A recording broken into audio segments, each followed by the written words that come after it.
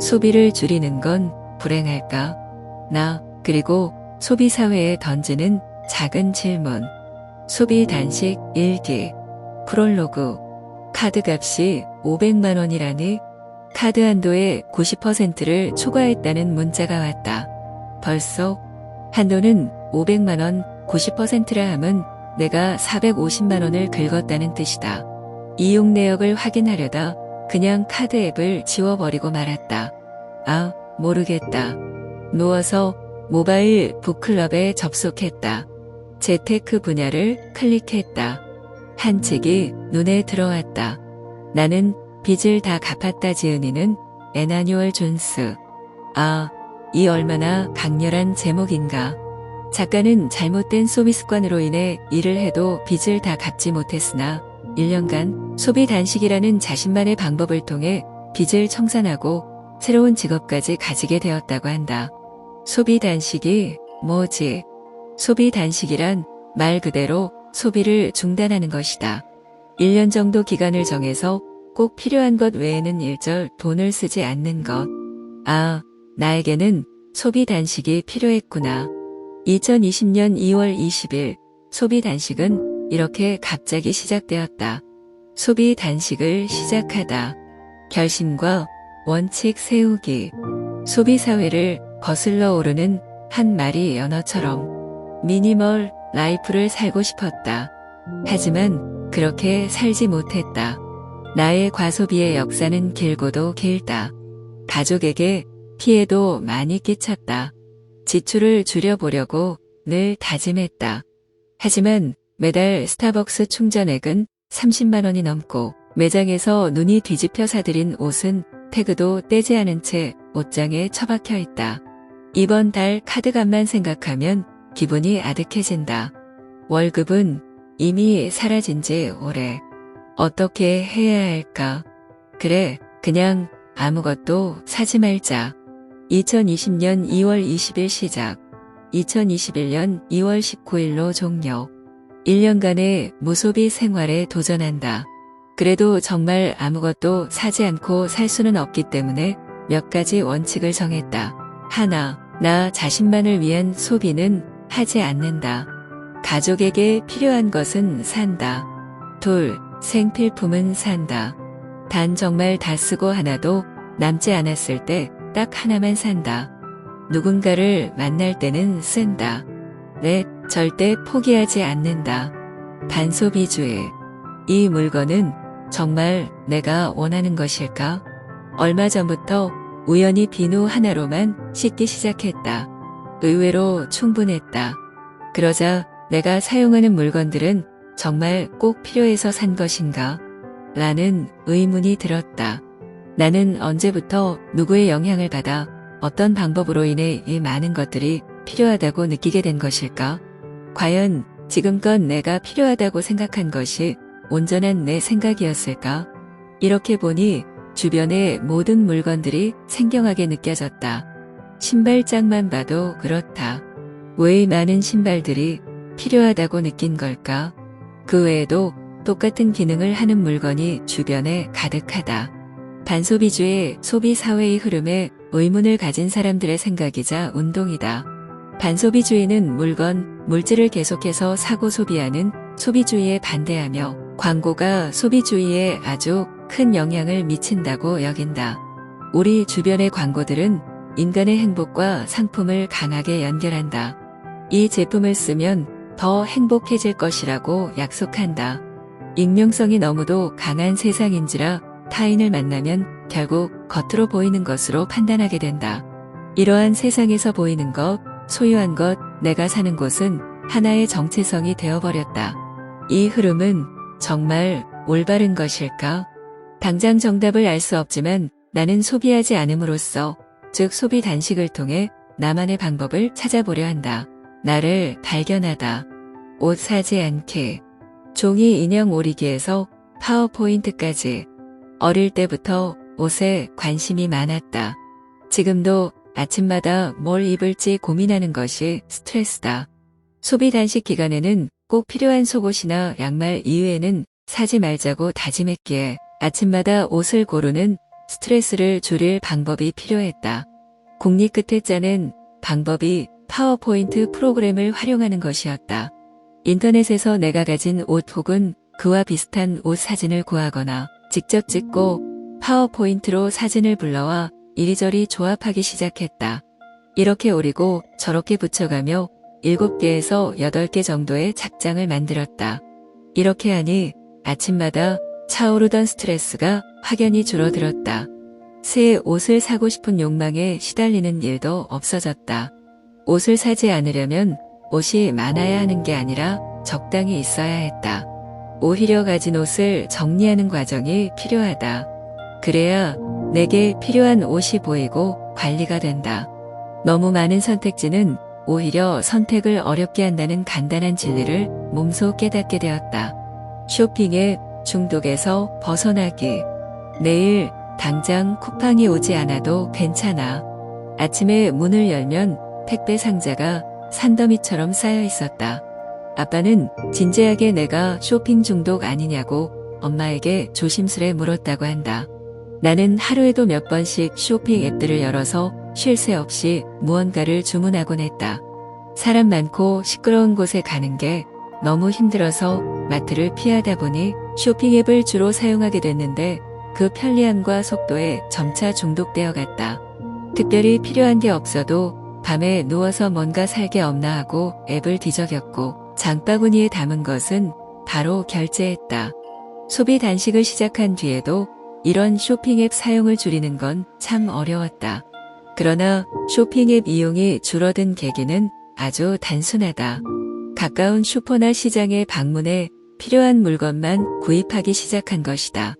규칙은 하루에 10,000원 제도다. 말 그대로 하루에 10,000원만 쓰도록 예산을 정해두는 것이다.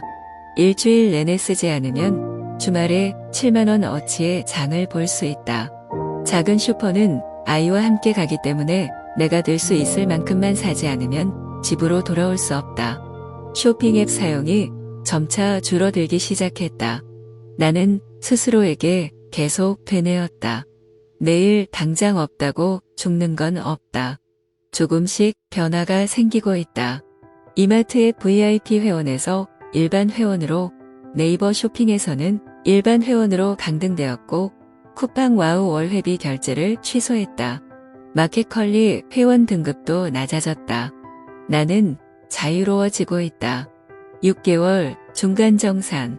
카드값이 10분의 1로 줄어들었다. 소비 단식을 시작한 지 6개월이 지났다.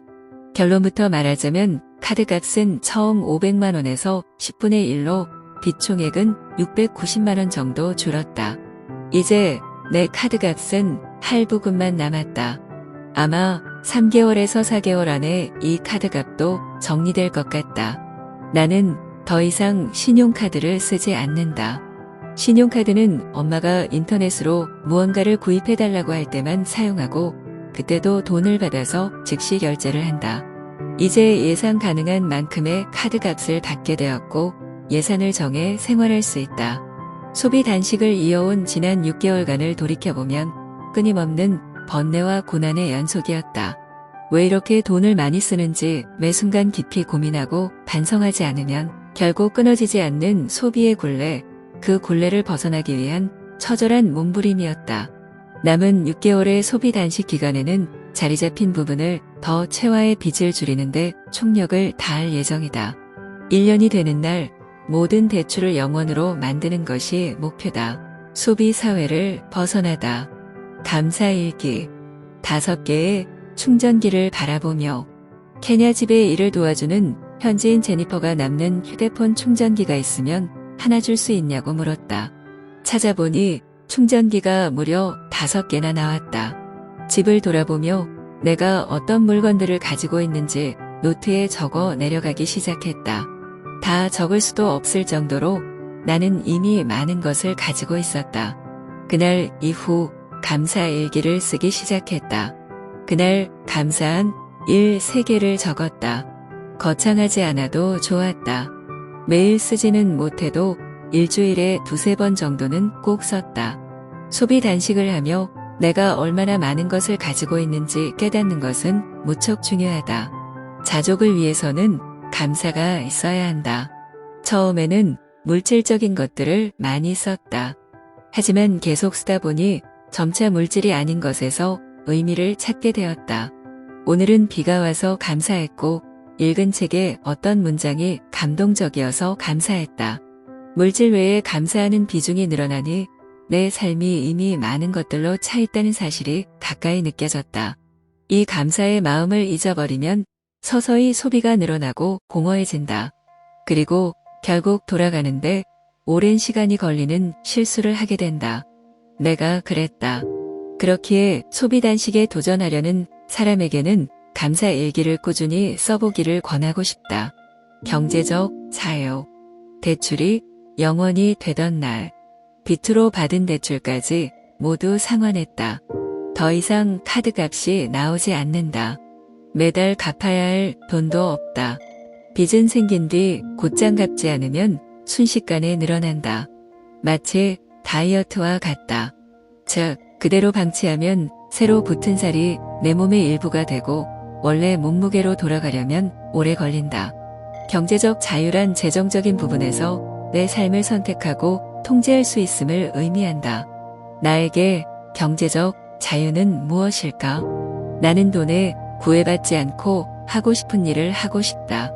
그것이 소비 단식과 어떤 관계가 있냐고 반문할 수도 있다. 소비 단식은 내 삶의 기회비용을 줄이는 일이다. 살아가는데 비용을 적게 쓰면 내가 선택할 수 있는 행동의 범위가 점점 더 넓어진다. 생활비가 많이 들고 갚아야 할 빚이 많다면 다니는 직장이 싫어도 계속 다닐 수밖에 없다. 하지만 소비 단식을 통해 생활에 필요한 비용을 줄이고 가볍게 만든다면 조금 더 적은 월급을 받아도 하고 싶은 일에 도전할 수 있다. 나는 이렇게 생활에 필요한 비용을 줄여서 가볍게 살아가는 것이 경제적 자유라고 생각한다. 이제 나는 경제적 자유를 위해 나아갈 것이다. 소비 단식 결산. 포기하지 않는다는 원칙. 소비 단식이 거의 2년이 다 되어서야 끝이 났다. 중간에 요요가 온 적도 있었고 빚으로 오히려 빚이 늘어나기도 했다. 이 굴곡마다 소비 단식을 멈춰 종료일이 계속 뒤로 밀렸지만 스스로 세운 원칙대로 포기하지 않았다. 내가 세운 많은 원칙 중 포기하지 않는 것, 그것이 소비 단식에 있어 가장 중요했다. 소비 단식이 가져온 변화를 정리해보고자 한다. 정기적인 수입이 생겼다. 저축이 생겼다. 대출을 정리하고 카드값이 0원이 되었다. 약을 먹지 않게 되었다. 엔딩 페이지, 유지의 기술.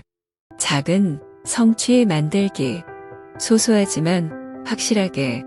마음이 허전할 때, 내 삶이 아무것도 아닌 것처럼 느껴질 때 뭔가를 사고 싶다는 생각이 많이 들었다. 빈 마음을 소비로 채우려 했다. 소비는 내가 이룰 수 있는 가장 쉬운 성취였다. 하지만 소비가 아닌 다른 크고 작은 성취들이 마음을 채울 때 뭔가를 사고픈 마음도 자연히 줄어들었다. 성취 리스트를 만들고 나는 매일 성취할 수 있는 작은 미션들을 적은 리스트를 만들었다. 정말 단순하다. 미션을 이룰 때마다 완료 표시를 했다. 그 순간이 그렇게 뿌듯할 수가 없었다. 매일의 좌절이 쌓여서 깊은 마음의 병이 된다. 반대로 매일의 작은 성취들은 모여 마음을 채우고 튼튼하게 한다. 그리고 사소하더라도 좋은 일, 뿌듯한 일들은 늘 나만의 작은 성취로 기록했다. 일주일치 장을 꼼꼼히 봐서 기간 내에 다 먹었을 때 손수 약과를 만든 순간도 기록했다. 소비 단식에 도전한다면 일상을 지탱하는 성취들을 기록으로 남겨두길 추천한다. 기록처럼 눈에 보이는 결과들이 있을 때 소비 단식을 유지하기 더 쉽다.